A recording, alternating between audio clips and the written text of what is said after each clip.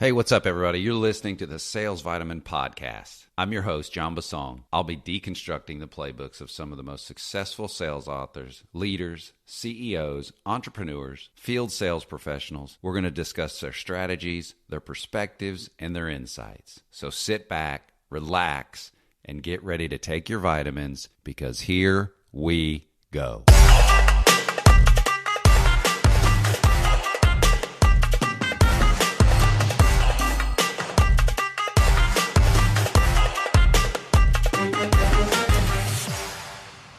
This episode is brought to you by Kitcaster. Kitcaster books you on top podcasts. How do funded startup founders attract prospects and talent? Podcast interviews. How do entrepreneurs with exits find new deals? Podcast interviews.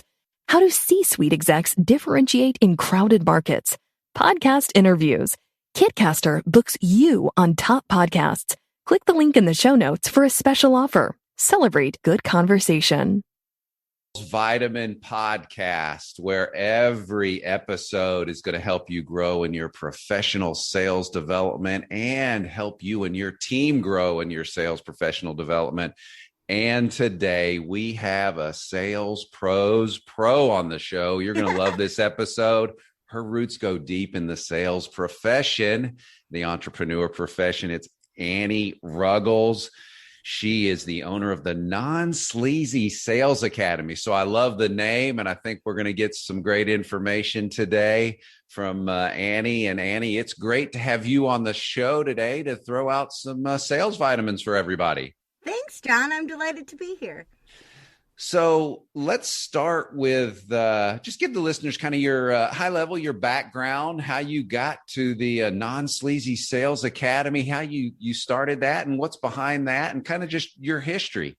I never, ever anticipated that I would be selling sales. I've talked about, like, if you go back in a time machine and find little Annie Passanisi and you're like, you're going to teach sales, I would go back to bed and stay there. I would just be like, nope, it's done for me. It's over.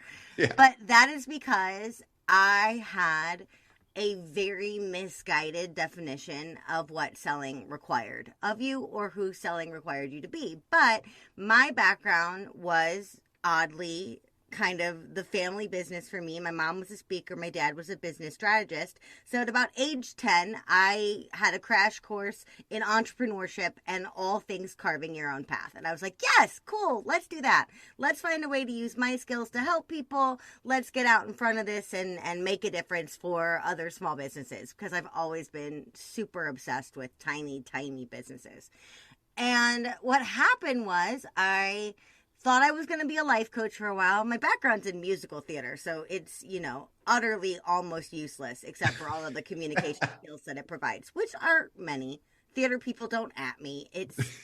We know that we have an interesting masters. Okay, come on. Yeah. But anyway, what happened was I thought I was going to be a life coach for a while because I'm really, really interested in positive psychology, and I was coming of entrepreneurial age right at the first big coaching boom. Yeah. And so I'm like, yes, cool. Okay, I'll do this. I'll take grown men out and make them hang out on swing sets and call it whimsy coaching, and it'll be fun. And I didn't really know what I was doing. I was 22. I had just gotten out of a traumatizing job in marketing for theater marketing that I never wanted to be in, but they inside promoted me because I was the receptionist and they thought I was cute. So they were like, cool, we'll make you a marketing assistant. Yeah. So I'm like, nope, no marketing, nothing having to do with marketing or sales. No. I am a swing set coach. I am whimsical. No. Yeah. But then, baffling even me, it turned out that all that marketing knowledge and the entrepreneurial knowledge that I had kind of sponged up throughout my life was making my weird coaching business profitable. And so people were coming to me who were other coaches, and they were hiring me and they were paying me. But what they were paying me for was not to coach them. It was to marketing, strategize, and position them. Right. So I thought, oh, okay, apparently I'm good at this. So I did what I always do, and I took about 2 years to learn absolutely everything I could learn about marketing a small business and intentionally marketing small businesses that people use proper nouns about: their purpose, their calling, their passion, their what's the other one? The thing that nuns feel, their vocation. There we go. Vocation. Capital V, right? Yeah. And so all of those things, and I found out that it's a very delicate baby bird that you're handling when people are this passionate about what they're providing and when it's this much of them. Right. So I did marketing and branding for very, very small businesses, mom and pop shops and solopreneurs mostly, for almost 10 years. But what really started, and I took a really weird stint in software for like 5 years in the middle of it, which I'm grateful for, but we'll get into it if we get into it. But but what was amazing though is that I loved the marketing and branding, and I loved watching these businesses blossom. But as soon as they blossomed, they almost immediately would just start to die on the vine. So we'd have these like incredible strategies, beautiful launches, stunning branding, great copy, so thought out. They're invested. The client's amazing. Their test clients or whatever are raving, and their business is broke. And I'm going, what on earth? Why? What is this? And I looked at it and I realized that both me, definitely me, because they were modeling me in a lot of ways, but also the people that I was serving have such deep-seated fear of selling. That what they were doing is they were marketing and marketing and marketing and marketing, right, following all these plans, but they were never actually asking. And if they were asking, it was slapdash or sloppy or totally out of integrity for them. Yeah. Because they had inherited it from somebody else.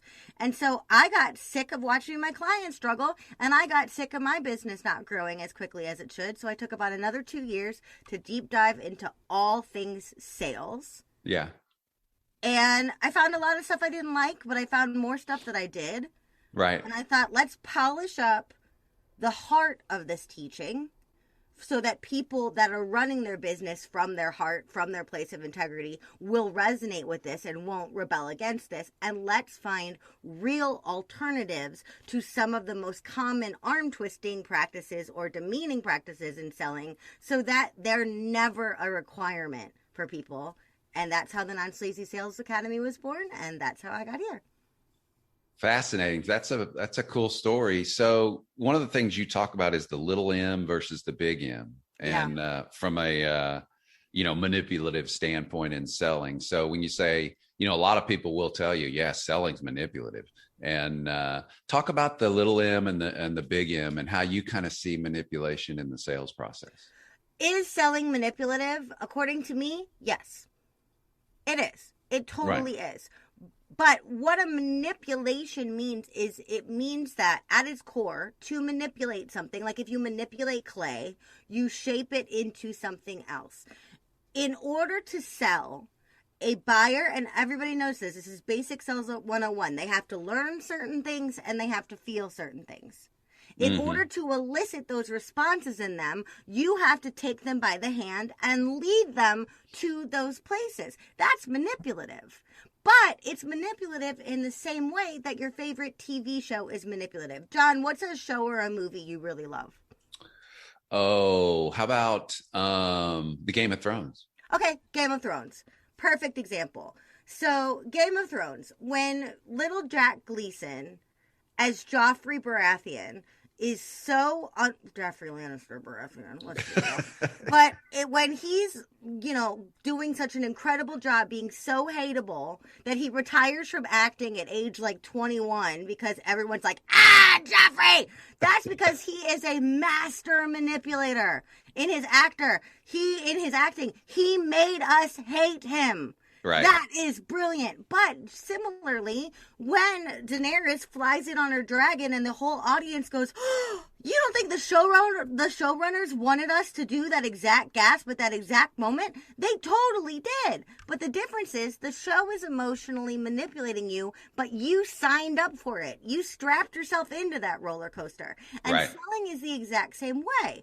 The difference between sleazy selling and non-sleazy selling is if I am manipulating you with your consent to open your eyes to something that you want or the possibilities of what's available to you, then I'm not going against you. I'm not arm twisting you. I'm not backstabbing you, but I am leading you to feel things. The big M nasty manipulation is when you take that same skill set and you apply it toward the application of the person on the other end of the transaction buying whatever you think they should buy. Yeah. Instead of whatever it is that they actually need. That's an actual manipulation. That's the used car salesman standard of, I'm going to sell this welfare mother of four a Lamborghini because my boss says I get a bonus today if I do it. Right. That's big M manipulation. But I think people are so afraid to make the person on the other end of the transaction feel anything. And without that difference, without that guidance, and without that push, that sale's not going to get made. What are some of the things that your clients that come to you, whether it's an individual or a sales group or just a smaller company, mid-sized company, what are some of the things that you see right away that they're going to need to improve? What are the key sales skills that they're missing right now? When to talk and when to shut up. Okay. That is seriously so freaking huge because I listened. So when I went on this wild adventure into selling, I told all of my clients, a bunch of my friends, and myself, I was like, send me all your sales calls. I got to figure out what's going on here. Send me your discovery calls. Send me your out and out sales calls. Just give them to me. And the number one problem that I saw was that absolutely none of us were sticking the dang landing, right? So we're gymnasts. We're massively flipping around the whole time, being impressive and wonderful and blah, blah, blah. And then we get to the end where we're supposed to dismount and we land it. Looks like we're going to stick it. And then we like wobble all over the mat, fall over and cry. Like, no, you guys, no. But the way that actually looks like in a sales conversation, the number one place where I call it sales vomiting happens is right after, the crucial moment after you talk about the price or the investment. In that spot, people get so uncomfortable with the silence, they just feel it. Yeah. Just feel it, right? And I'm not the first person to say that whoever talks next loses, right? At the end of the ask. That's not me. Who is that? I don't even know. Somebody fancier than me. Somebody way fancier than me. But the difference is when I see it, they go, okay, John, so you and I have been talking for this whole hour about how we're going to make this happen. And you're on board and I'm on board. And the investment for that is $2,300.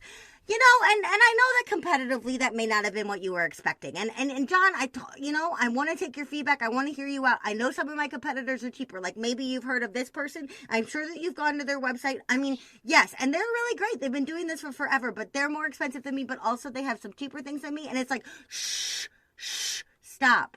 Yeah. You are talking over the client's ability to make a decision.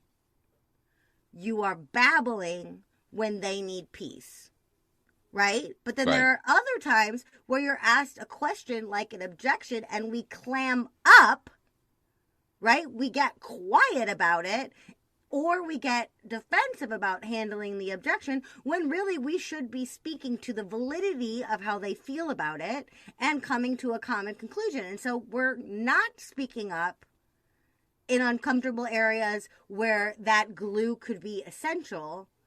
And we're word vomiting in moments where the client needs to look internally. If we stop and we focus on when they need to hear from us and when they need peace, already, every single person in every single industry sales calls will get astronomically better. Yeah, that's a great sales vitamin right there. They'll know when to listen and know when to talk. Talk to the listeners about the know, like, and trust, and what's the most important part of that. So know, like, and trust, in case people are not like super into the marketing lingo, is really truly the idea of client acquisition and what's required for that, right? First, they have to know you, brand awareness, then they have to like you, authenticity, transparency, then they have to trust you in terms of your customer service, your practices, or how you show up, right? And that is beaten into the entrepreneurial mindset all the time. Know, like, trust. No, like, trust. And it's true. It's very freaking true. Right. But in highly empathic people, it's also a trap. Because we are taught if they know you, they like you, and they trust you, they will pay you. Right. There's a step missing. But for highly empathic people who could befriend a freaking tree stump, we're like, oh my God, I show up every day as my authentic self. I'm going to be rich without any effort. This is amazing. They know me, they like me, they trust me. Hell, they love me and want me to come to their wedding. I am going to be a cash cow. Woo! Yeah. They have to know you, they have to like you, they have to trust you, and they have to be asked to pay you. If they are not asked, yes, a very small percentage of your buyers will self-select to hunt you down to find the buy button. It will happen. Yeah. It has happened. There are outliers. But the vast majority of your people need to be properly prepositioned.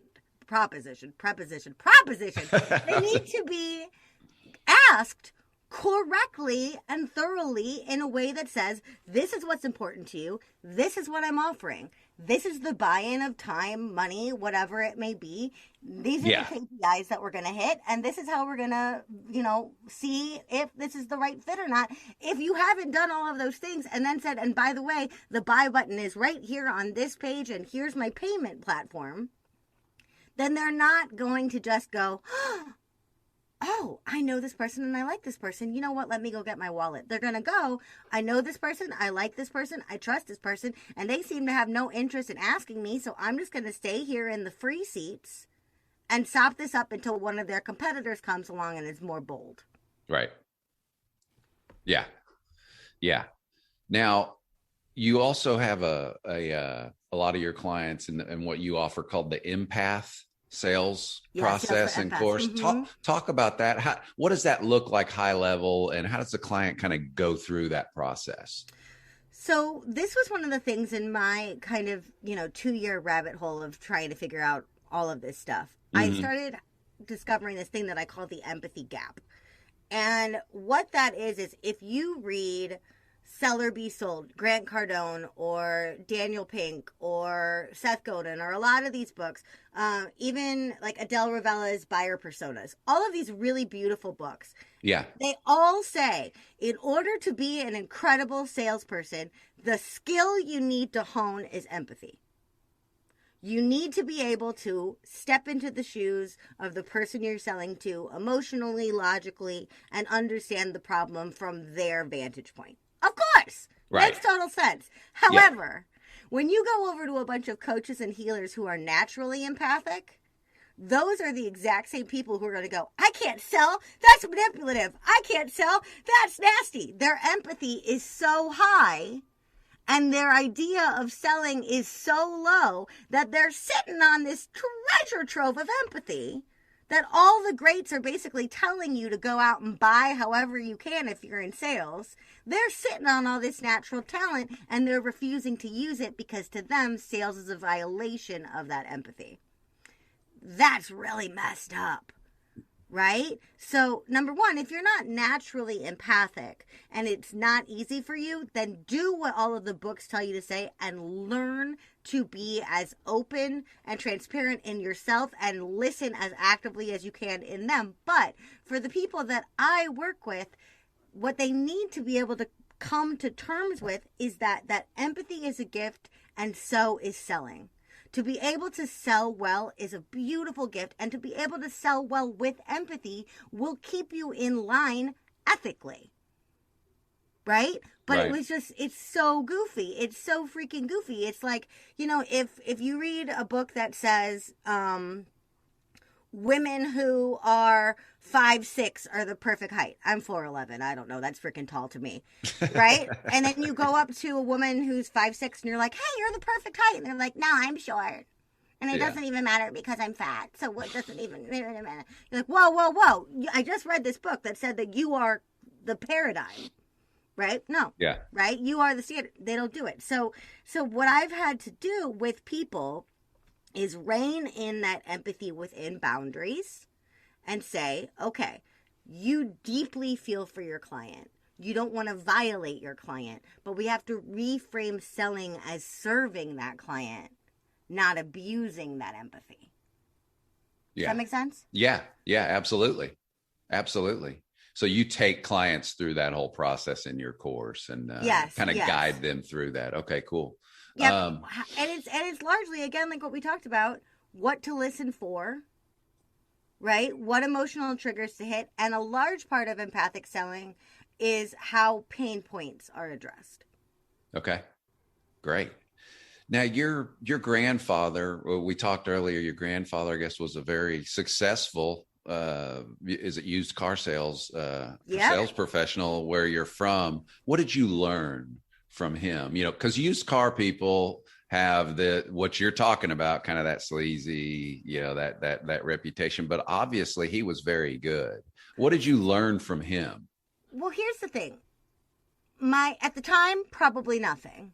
Yeah. Because my grandpa and I could not have been more different. By the time that I came onto the scene, he was retired. Yeah. But my grandpa was a German immigrant, World War II war hero on our side. Yeah. Man of very few words. Not an emotional dude, right? So all the stuff that I'm talking about emotional selling, he would think that was pretty, I think he would probably call it bunk. His word would be bunk. That's bunk. That's a bunch of bunk. But what I do understand now that I didn't really get at the time was because he was a man of so few words, but because his integrity was so high, so much higher than his people skills, what made him an incredible salesperson is he would listen and prescribe. So if someone came in there and they said, Fred, I got 4 kids, he'd go, no, no, no, no. Station wagon. How big are your kids? Okay, hold on. You got a baby? All right, maybe not. How about this van? Right? Okay. No, no, no. How about this one? Okay, you want it to be blue? No, no, no. How about this one? And so he's always constantly listening and prescribing. And so the standard used car salesman, I'm going to sell you a lemon. I'm going to trick you into something you don't need. The wheels are going to fall off the second you drive it off the lot. Gotcha. Right? Yeah. None of that was ever in play. It was always let me find the best car for this buyer, to the point where when he passed away, people he sold cars to 30 years before saw his name in the newspaper, confirmed that he worked at Big Four Chevy, and came to his funeral. Yeah. Wow. And are like hugging on my mom and me, and we're like, I'm sorry, who are you? And they're like, Fred. Or they call him like a nickname, Freddie. Freddie sold me a car in 1968. Yeah. And I drove that car for 20 years. And Freddie always gave me feel old. And we're like, Freddie? What? Like, who are you? What? But he made a lasting impression by honoring the person on the other end of the transaction. And he didn't have to be an emotional mess about it. And he didn't have to be a softie about it. But he also didn't have to employ any tricks. And as such, my grandpa was not a trickster. And he was the only used car salesman I knew. So as a kid, when people are like, ugh, used car salesman, I'm like, well, my grandpa seems cool. Yeah. Right? And now, even so, part of the reason why I wind up talking about it all the time is to this day, when I talk about non-sleazy selling, they're like, oh, non-sleazy. Yeah, that's exactly right. I don't want to be a used car salesman. And so then I feel like Loretta Lynn. I'm like, well, I'm a used car salesman's granddaughter. I'm not a coal miner's daughter. I'm a used car salesman's granddaughter. Yeah. And I'm looking forward to when we are reunited and whatever comes after this life, laughing over a natty light and probably a pickle with him about how 2 people so different wound up in the same profession. Yeah, no, that's a great story.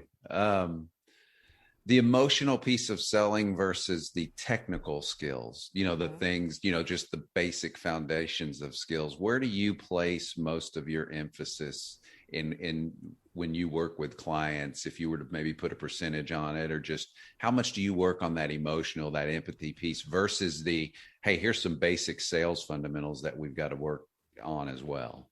It's both, right? So there's mindset pieces and there's strategic pieces. The mindset piece, once you stop avoiding sales actively, that's pretty much a once and done, right? Yeah. But over on the actual strategy piece, there's a lot of how you're communicating, which is stylized in sales skill, but there's also that empathy piece, which is the emotional side of it, right? Yeah. And so where the empathy really comes in is there are emotional buyers and there are fact-based buyers, but most of us live somewhere in the gray area on that spectrum. Right. Most of us need a little razzle dazzle and a little bit of fact in tandem. Some of us need more of one than the other, right? But where the empathy comes in is understanding what the client needs from you, the prospect needs from you in that moment, which allows you to crank up emotion or dial up detail depending on wherever their brain needs you to go. And that's what I really focus on is in this moment, is the client showing you that they need more emotion, they need more razzle dazzle, they need more storytelling, they need more community impact, they need more mission, they need more purpose, or do they need more KPI, more statistics, more details, more delivery metrics, more timeline, right? And so there's a dance of those two, right? There's your song of ice and fire. It's Right. detail versus emotional piece that if we learn how to do that beautifully in conversation, we can also do that beautifully when we don't have the luxury of sales conversations on things like our sales emails, our sales pages, and our pre-recorded materials, because we understand that dance better and can do it more automatically. Yeah. No, that's awesome. What's the best way for the listeners to get in touch with you, to contact you, to learn more about this approach and really just to get engaged with the Non-Sleazy Sales Academy? What's the best way to get in touch with you? So there's two things. If you are in active learning mode, if you are in the rabbit hole and you're looking for education, I encourage you to go to my website, AnniePRuggles.com. You'll find my free masterclass, Making Selling Easy Without Getting Sleazy. You'll find a gajillion podcast episodes, all kinds of info, right? Right there on the website, AnniePRuggles.com. But if you are in active sales avoidance, if you have something coming up and you are freaked out, do not go to my website. Don't do it. What I want you to do instead is I want you to message me on a platform with messaging. And what's best for me or easiest for both of us tends to be LinkedIn or Instagram. LinkedIn, just search for my name. Instagram, I'm at Anniepreneur, ANNIEPRENEUR. And if you DM me, I can get you unstuck as soon as I can get to that message. We can work together. We can prep you for that call together, free of charge, of course. But don't go to my website if you're freaking out about something. Yeah. If you're freaking out about something, come to me directly. But if you're in that spongy, energetic, I just want to learn as much as I can space, head on over to my website. And then you can also reach out to me through that website. Okay, great. All right. So all you listeners, two options for you. If you just need to get some information and you need to learn, you kind of want to be the sponge, get to her website. It's a great website. I've been there and checked it out. It's really cool. Thanks, John. But if you are in avoidance or call reluctance, if you're in that space, then get in contact with her directly. DM her, LinkedIn, Instagram, whatever. I'm sure her email and all that contact information would be on the website as well if you need to get in touch with her. So get in touch with her there. And the last topic here is you've got one sales vitamin, Annie, to give out today. One sales vitamins for the listeners. What's that sales vitamin or just piece of helpful sales information you want to leave them with? Selling is not defined by all the horrible times you've been sold to. None of that behavior is required. But asking is. And there's a way to do it beautifully. So if when you go to sell, you're hearkening back to all the times you were hurt, I want you to realize that that's weird sales trauma. That's not doctrine. So there are better ways to do this. There are kinder ways to do this. There are ways to do this that feel like a beautiful win-win for both you and for your client. Seek it out. It's there. All right. Another fantastic sales vitamin from Annie Ruggles, the Non-Sleazy Sales Academy. check it out. Get to her website. It's been so great talking to you today, Annie. Just a ton of sales knowledge. You're obviously a pro's pro, and I know the listeners got a whole bottle of vitamins today. So thanks so much for coming on today and for your commitment to the sales profession. It's my pleasure. Thanks so much for having me. You bet. That's it for today's Sales Vitamin. Thanks for listening. If you enjoyed the show, make sure you subscribe so you don't miss any episodes, and please leave a review. It'll mean a lot. Whatever platform you listen on, hit the subscribe button. Have a great day, and remember, take your Sales Vitamin.